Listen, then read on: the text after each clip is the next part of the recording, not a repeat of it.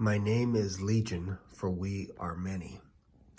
I came across this story this morning. I'm not going to read the whole chapter, but it's important to have an understanding of this, what was happening here. So I'm just going to read a few verses. And they came over unto the other side of the sea into the country of Gadarenes. And when he was come out of the ship, immediately there met him out of the tombs a man with an unclean spirit, who had his dwelling among the tombs, and no man could bind him, no, not with chains, because that he had been often bound with fetters and chains, and the chains had been plucked asunder by him, and the fetters broken in pieces. Neither could any man tame him. And always, night and day, he was in the mountains and in the tombs, crying and cutting himself with stones. And when he saw Jesus afar off, he ran and worshipped him, and cried with a loud voice, and said, What have I to do with thee, Jesus, thou Son of the Most High God? I adjure thee by God that thou torment me not. For he said unto him, Come out of the man, thou unclean spirit. And he asked, What is thy name? And he answered, saying, My name is Legion, for we are many. And he besought him much that he would not send them away out of the country. So then it goes on, Jesus cast them out into the swine. But if we go over here to verse 14, and they that fed the swine, and told it in the city and in the country, and they went out to see what it was that was done. And they came to Jesus, and see him that was possessed with the devil, and had the legion, sitting and clothed, and in his right mind, and they were afraid. Now, I was wondering, where did I see this before in the Old Testament? Well, it's in Isaiah. So yesterday I was doing a bit of a study on Isaiah just to see if I can find where Jesus is mentioned in Isaiah 53.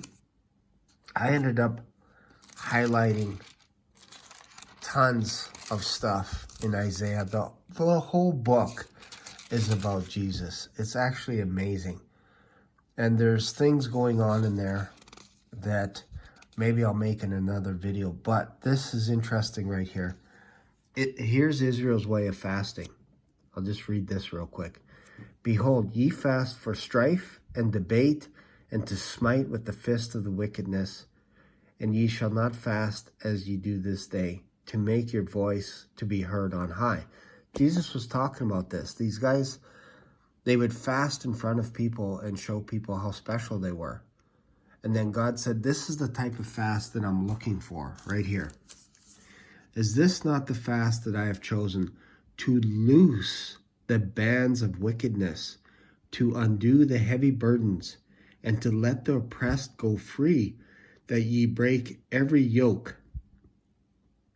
Is it not to deal thy bread to the hungry, that thou bring the poor that are cast out to thy house? When thou seest the naked, that thou cover him, and that thou hide not thyself from thine own flesh. And it goes on and on. Talks about people crying out to the Lord. Like, it is all over the book of Isaiah. And this is what Isaiah was talking about when he was speaking on behalf of God, saying, this is the type of fast I'm looking for. If you fast, it is to break the bonds of those that are oppressed, to help the poor, to feed the poor, all this stuff. And this is what Jesus was dealing with in his day. The Pharisees, the Sadducees, some of the Jews, they were all doing the opposite of what God wanted them to do.